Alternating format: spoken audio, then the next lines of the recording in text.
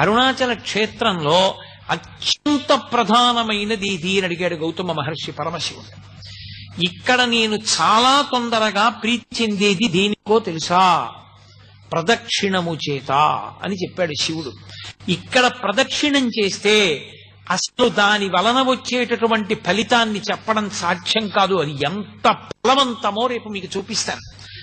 అరుణాచల గిరి ప్రదక్షిణం అంత గొప్పది. కామకోటి పీఠాధిపతులైన పరమాచార్య స్వామి తరచుగా చెప్తుండేవారు, వెళ్ళి అరుణాచలానికి ప్రదక్షిణం చెయ్యండి అంటుండేవారు. ఏదో ఒళ్ళు పెద్దదైపోయింది, బరువు ఎక్కువైపోయింది, ఏం చేయమంటారని అడిగితే ఒక ఆయన, అరుణాచలంలో 15 రోజులు ఉండి రోజు గిరి ప్రదక్షిణం చెయ్యి, ఆరోగ్యానికి ఆరోగ్యం కుదురుతుంది, బరువు తగ్గుతుంది, ఈశ్వరానుగ్రహం కలుగుతుందని చెప్తుండేవారు.